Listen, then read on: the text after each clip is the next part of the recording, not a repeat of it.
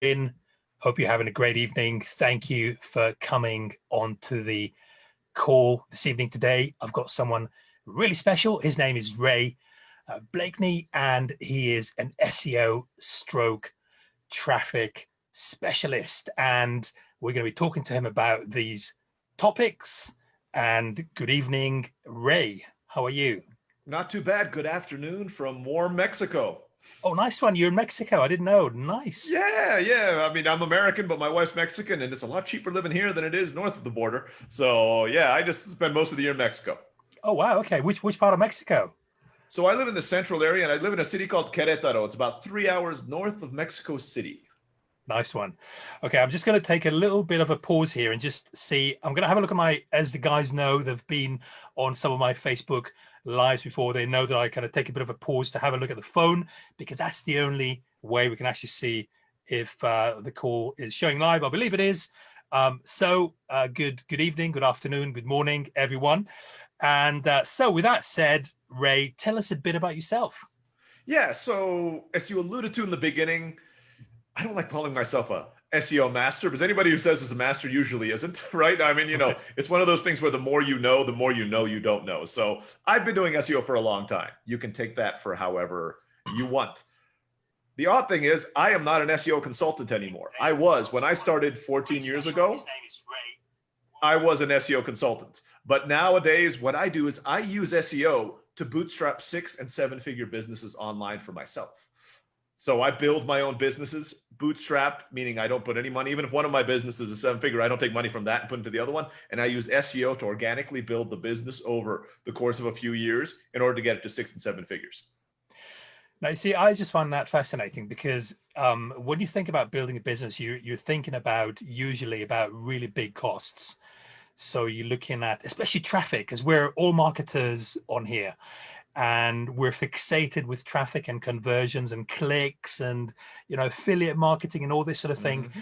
And when someone talks to me about traffic and that kind of thing, I just think big numbers. But what you're saying is you can get a lot done basically for free.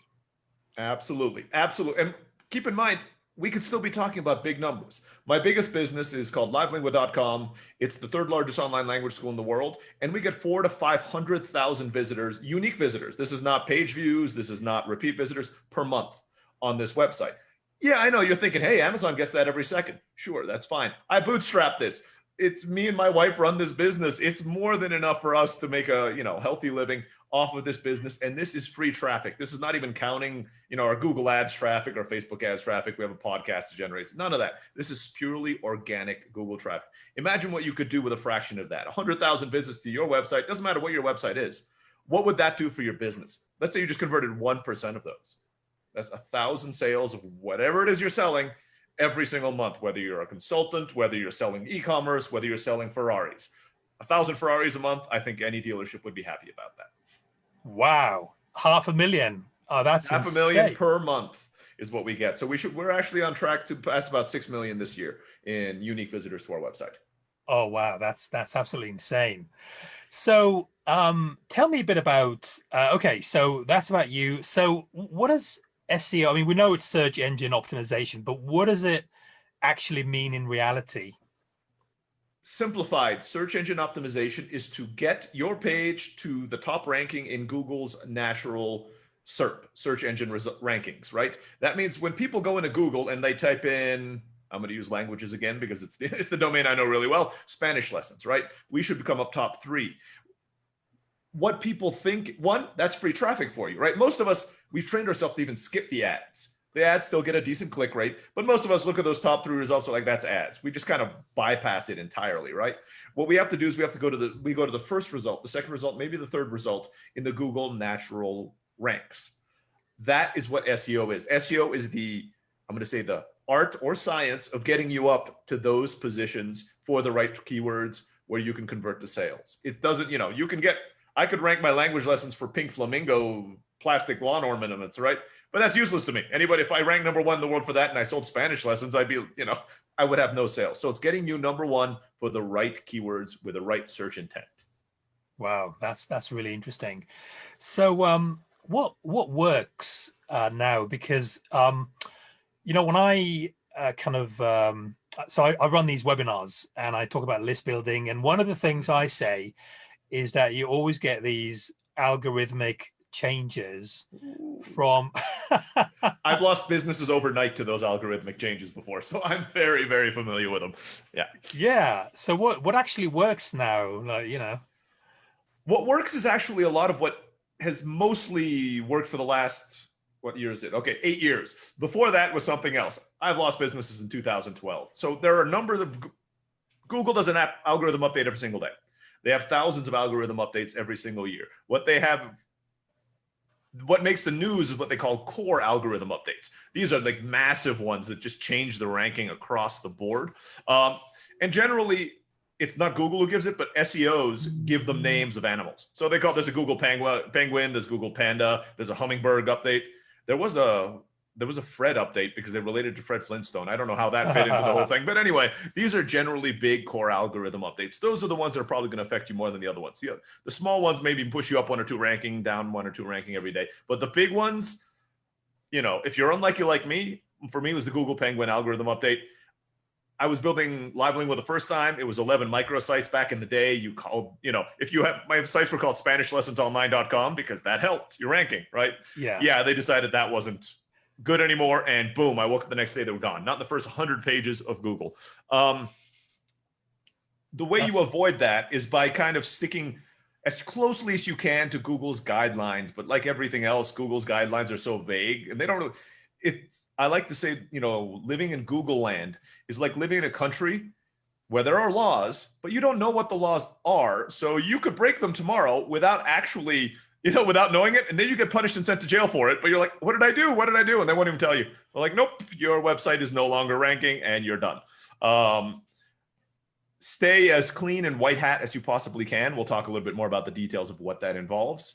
And your chances are you'll keep going up and you'll keep ranking correctly. There are still people breaking the rules and winning for it. Unfortunately, it's like real life if you want to look at it that way, right? It's, you know, good guys don't always win in real life, and SEO is the same thing.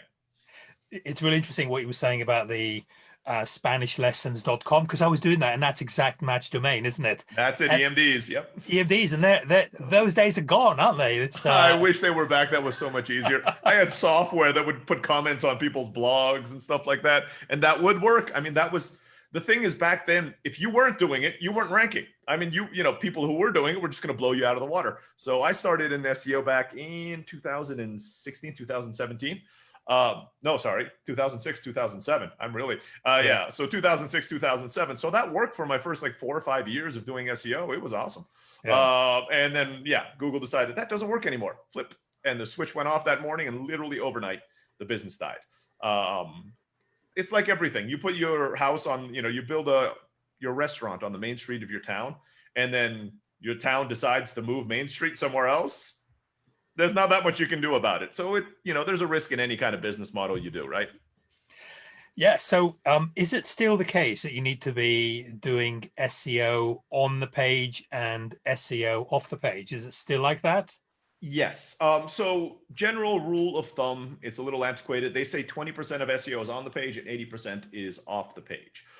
The on the page is generally kind of a set and forget kind of thing. There's some best practices you have. You want to have your title. The title tag is what's kind of shows up in the tab on the top of your browser. It's not what's actually the title of your page. That should have the keywords in it. Your H1 tag, which is the biggest title on your page, should also have the keywords you're trying to rank for. It's a balance between writing for the reader, because if all you put was like Spanish lessons online, that's not really good copy. You know, Dan, I know you do emails, and if all you did when your email title was like Spanish lessons, it's great SEO, but your email would never get opens, it would never get click-throughs. So you kind of balance it. Hey, the best Spanish lessons online, that could be your title, you know, H1 tag. You still have the word Spanish lessons in there, but you're balancing it with copy so that, you know, people are getting onto your page and they're like, okay, oh, these are the best, tell me more. And they kind of follow the story all the way through. That's relatively simple. I mean, you can go online and there are checklists of what you can do for on-page SEO. There are some of the stuff is just about content quality. If you write a good article and somebody else clicks to another article because they want to read it, that's a good sign to Google. Google wants to show the quote unquote best results for the search. And so different things you can do to kind of incentivize that for the visitors will help you rank more highly. But that, again, is only 20%. Unfortunately, that's the 20%. A lot of people sell to people, just do this, and they think you're going to rank. And I'm sorry, you could write the best article with the most SEO title and the fastest loading speed, another factor in there, in the world, and your page could still never be found because you're not doing the off-page SEO, which even to this day is building a lot of backlinks. It's building backlinks to your website. I'm not going to say a lot. If you got a link from google.com, that's way better than, getting links from your 100 closest friends on their Blogspot account. I mean, so there is quality of links in there as well, but that's kind of the big chunk of SEO, and that's where the work is involved. Do you still use video for? So I say still, but do you use video as well? Because a lot of, obviously, YouTube being owned by Google, a lot of the guys watching this, they would be into video marketing. They love doing things like review videos. It's a lot easier than writing. Just put yourself in front of the camera. You mentioned you talk about the product. So does that include? It can help, but keep in mind that YouTube SEO and Google SEO are not necessarily the same thing. Now, Google is starting to take up a lot of the real estate with its own products, right? When you search for stuff, the first thing that comes up, if shopping, is Google Shopping, the carousel for Google Shopping. Google YouTube videos do rank well for that as well. They are separate algorithms, however. So, just because if you do the work to get ranking your website #1 on Google, and you also have a YouTube channel, that doesn't guarantee your YouTube channel will be there, and vice versa. You have this popular YouTube channel, you throw up a website, there's no guarantee that in fact, I can guarantee your website is not going to rank on Google just because you have a popular YouTube channel. They're separate things, but they can work together. So one of the things you can do is, embed the YouTube videos on your own website so people can watch it there, but then give them an extra bonus to go to your website. Hey, not only, I have this video, but in Spanish case, here's our Spanish learning video. We're starting our YouTube channel in January.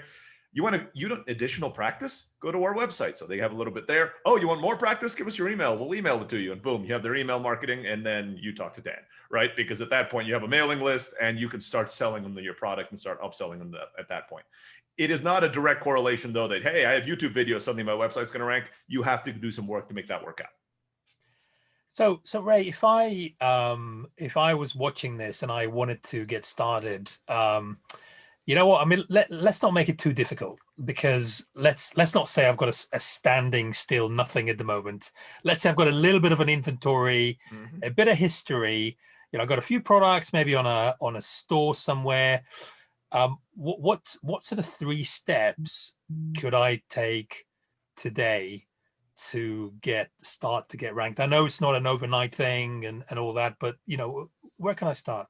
Sure. So if your website right now is only full of products, you have a little bit of work to do, right? Because the thing is, remember, we're trying to build links back to your website.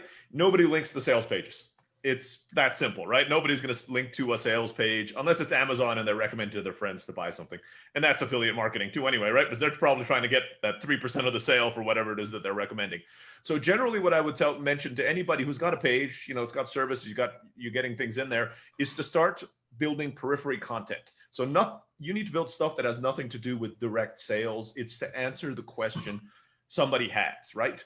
And so the way you would do that is, the first step is you'd go online and figure out what some commonly asked questions are. You can do that either by going into Google keyword tools and just looking for some keywords, right? What are some common keywords that people look for in my industry? So you if you don't know what you're doing, you can actually plug in your own current homepage into the Google keyword tools. It's entirely free. And Google will tell you what keywords it thinks your site's about. So you can start writing, articles about that content. If not, you can also go to pages like, what was that page called? There's a website. Ask something. I was like, it's an old man who comes out on the screen. Ask the expert. You go in there and you put in the questions. It gives you a huge list of questions from that. And it also gives you the keyword search volume. Boom. Those give you some ideas. So that's step number 1. Step number 2 is you got to go to Google, go into an incognito window just so you get some really, for those of you who don't know how to do it, go into Chrome, top right, it'll say open incognito window. Mozilla, Safari, they all have their equivalents. That way you don't get biased results, right? Because even Chrome tries to make the result look like they are for you because it knows what you looked for in the past, but you want to make it neutral. So you open that up, you put the keywords in there, and take a look at who else has written about it.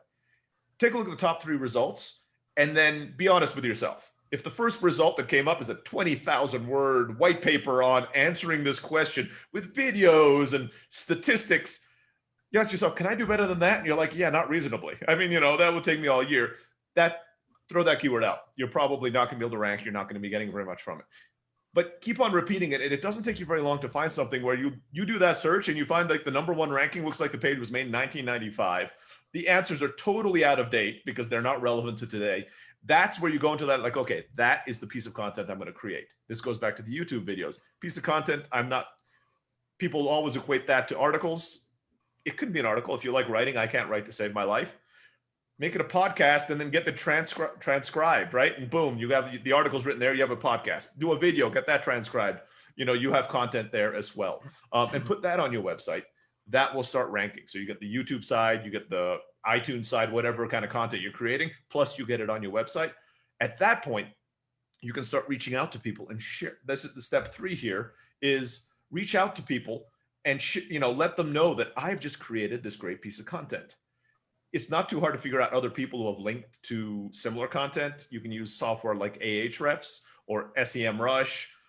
You pretty much put in the competitor, the other articles, and they say, these are the 100 people who linked to this article. You go on their website and you send them an email and you say, hey, that old article from 1995 you linked to, it's a little out of date, but I have this much better one. I've updated. It's got great content. Your readers are going to love it. Would you mind, you might want to consider updating your link to mine. That works like all email marketing, 1 to 3% of the time, you'll do pretty well there, right? And some of these articles have 1,000 links to it. So you just get 30, 40 links just by doing that, writing one article and doing outreach to 1,000 people. You can use software like, Milkshake or Lemlist to do the outreach, and boom, you do it. So if you can pump 2 or 3 articles out a week or pieces of content a week, we're talking 10 to 30 links per article. You're getting like 50 links a week, 200 a month, 2,000 a year. Now we're talking, your business is growing out there. It sounds simple because it is, but is it a lot of work? Absolutely. I'm not going to lie to the people who are listening here. It is work. If anybody's tried to create content before, it's not just, woohoo, 30 seconds. You don't use, back in the day, they used to be article spinners where you'd hit a button and it would just go, that doesn't work anymore. You actually have to, make the content yourself, and then you have to reach out to these people yourself. It takes time, but it will work, and it will work, and it's free for the most part. You can use tools to make it a little faster, and there are a little costs there, but you could do all of these steps manually, and it would still work, and it wouldn't cost you a dime. It's really interesting what you say, because you kind of the way you've explained it, it sounds like it's kind of a hub and spoke. So instead of going for the actual hub, why don't we just rank the spokes? That's it. They're all going to lead to the hub. Yeah. Mm-hmm. You're exactly right. And not only that, but the content that we do, like, for example, this chat that we're having now, this is content, it's useful content. So that builds the brand. So you get traffic for that as well. So this interview here, that's going to go on YouTube, that's going to go on podcast, it's going to be here. You're going to get backlinks, I'm going to get backlinks. So this content marketing really has got this very, very strong dual purpose, isn't it? And it goes back to the brand. Exactly. It represents your brand, and you can actually, the wheel and spoke analogy is perfect, but you can actually extend it out. So let's just consider your first wheel here's my sales page, and you create all these different spokes that are coming out of it, which are your articles that are loosely related to whatever product you're trying to sell, right? But then you find that this article up here, this spoke, is doing really well. So what you can do is you can make that the center of its own wheel and create its own spokes out of that. So in your case, let's say this video does really well.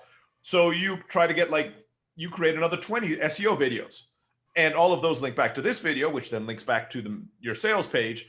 And boom, you're not only ranking here, you're ranking with the 20 spokes around here. And then imagine that multiplying out. Then 2 or 3 of these spokes do really well. So you create a whole, what they call a content cluster around that. You get links back to it. Google gives your page a huge amount of relevance because you're creating all this content that's related, right? You don't have an article about cars over here and an article about the best tourist vacations over there. That confuses Google. It's like, what is this website about? But by creating these wheels and spokes all over the place leading back to your main central page, you're telling Google very clearly, this is what this website's about. We are the best website for this on the internet. And that'll make you rank higher than even some big boys like Amazon and Microsoft. You You won't rank higher than, Microsoft maybe for software products, but if you kind of go down and you have this niche and your niche is in there, you can blow them out of the water because they're not even trying to market that small niche in there. Nice. So, hey guys, if you just joined today, if you just joined now, this stuff is like gold dust. All right. So if you've missed the beginning, Ray's website one of his websites is doing about 500,000 unique visitors every single month. And what he was just saying there is you need to be creating content. Doesn't have to be videos, doesn't have to be the spoken word like podcast, doesn't have to be written. Ideally, it'd be the combination of the three. It's fun. It establishes you as an authority in your niche as well. So it works on both levels. And then you link it back. And as a bonus tip is use some of the software that you've mentioned to send that to sort of influencers and what was the name of that website again? So the one I personally use is something called Ahrefs. It's ahrefs.com. Yeah. And the other one's semrush.com. They're competitors. They have virtually exactly the same functionality. The reason I'm with Ahrefs is because they started first. I signed up and I'm getting like a $50 a month membership, which is now $150 a month because I'm grandfathered in. And it's not worth my time changing to the other one, which is still $150 a month for me. But check the two, whichever one you feel most comfortable with. Go and check those things out. It's worth it for you to do if you're going to be getting into SEO at all. You need to have at least one of those two. It's the basic toolkit. And what was the name of the one that does the outreach?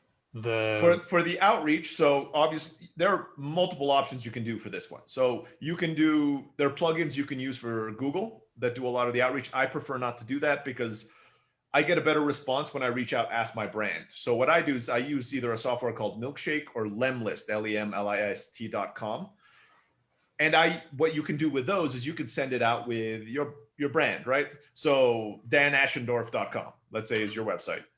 I would not risk your own website with this, right? Because you are doing cold email outreach. I've been doing it for years for my businesses and never been marked as blacklist, never spammed or blacklists, but the risk is always there. So what you do is you go to another host.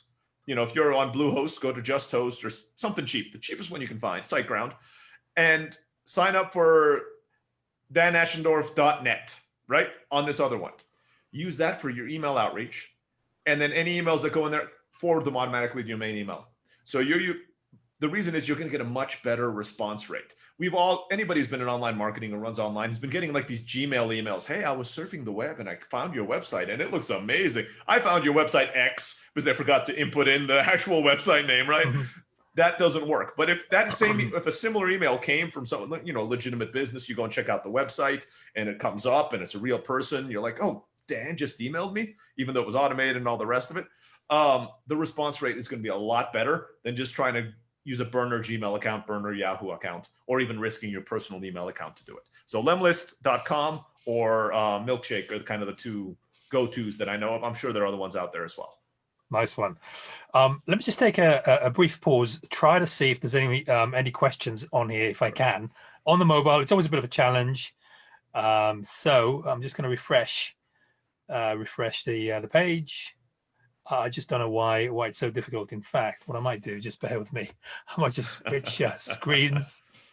So if anyone's got any questions, then fire away, guys. And if you don't, then that's also fine. It's just one of them things where I could just never see kind of what's going on. I'm sure there are, and I'm sure we're getting comments, but not to worry. So I guess Ray, just before kind of we finish this conversation, can you tell us a little bit about possibly local SEO, just if anyone, because people might want to give it a bit of a, they might want to maybe start like a little side business where they actually go out and try to rank for their local barbershop or the florist or whatever. That's always been a good business. You always see these products that tell you, this is a good on the likes of Warrior Plus and JVZoo. Just do that, you get $500 a month or whatever. So how is that doable, or is it really absolutely hard? Actually that's much easier than doing what we've been talking about up until now, which is kind of more overarching SEO, right? National SEO. With my business, I'm trying to compete on a global level, right? I'm trying to get traffic from here to Japan to South Africa to to the UK and the United States. That's a lot more competitive because so are all the big companies. Local SEO, that is actually a lot easier with a lot less competition. I'm going to put the caveats depending on where you're at. If you're in a big city that, you know, it's worth a lot of money to rank for the #1 florist in New York City or in London, yeah, that's probably a pretty competitive field. But if you're in a smaller town or even in a small village, yeah, you'll blow anybody out of the water because chances are your competition has never even heard of the word or the you know, SEO before. So, you know, just by knowing what that is, you'll be able to blow them out of the water. The on-page side for local SEO doesn't change very much, right? We were talking about getting the title and the header. The only thing that you add is, of course, make sure you add your location. So, you know, if you were trying to rank across the US, you'd say flower shop. But if you're trying to, you know, rank in Bristol, right, you'd say flower shop in Bristol. Make sure your title says Bristol, UK, and has all of that. Make sure that you have the direction. Sorry, I speak Spanish as well, and that's how you would say that. Make sure you have the address of it on the website as well, because Google will pick that up and see, hey, this guy is located in Bristol, so this is relevant to the local results.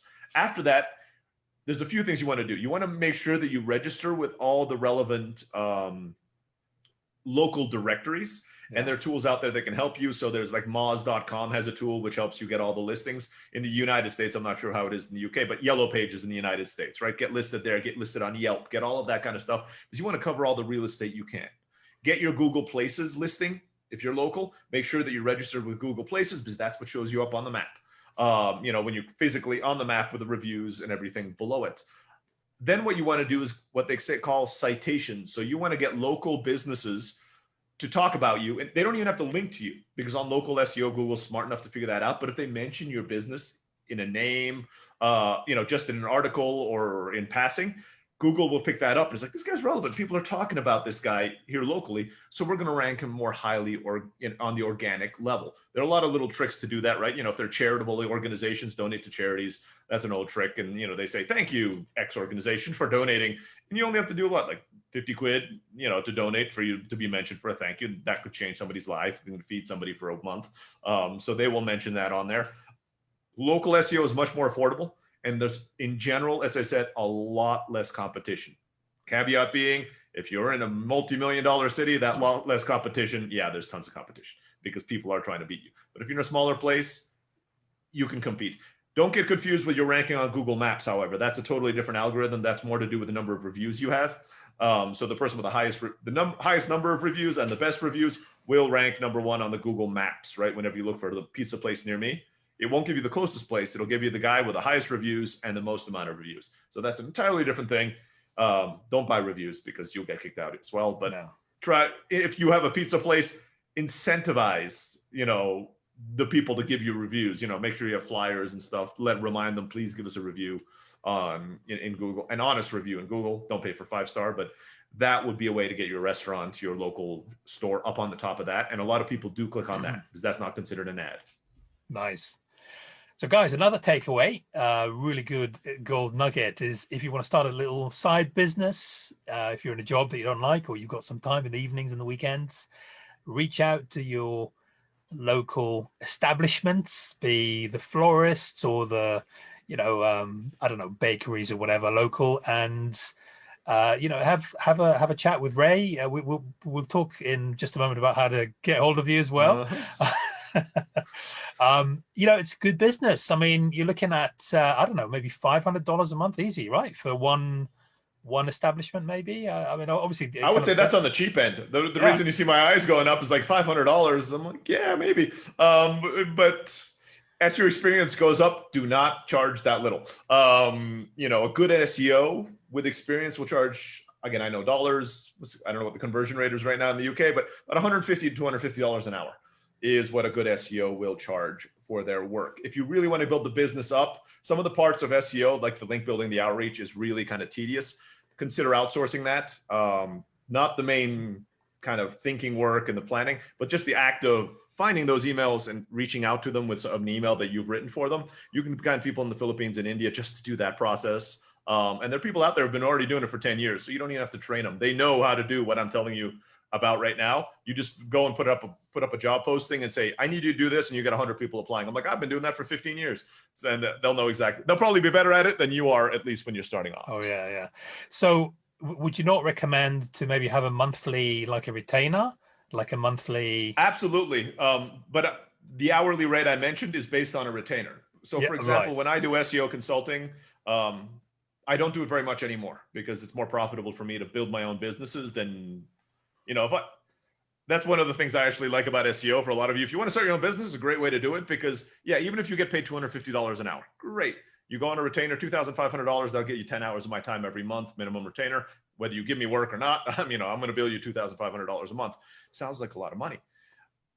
But that person's only going to be paying you $2,500 a month if you start producing $3,000 a month for them, right? I mean, it's that. So I did that for a few years. I did for some big companies like adoption.com, tennis.com. I was doing SEO for them. And it occurred to me, I'm like, if I did this work for myself, I'd be the one making the $3,000, the $4,000, the $5,000 a month, instead of them paying me $2,500 a month and me, them staying, they could fire me tomorrow and they're still getting all the benefits from all the work that I did for them, right? SEO consulting is a great way to go. Get yourself started.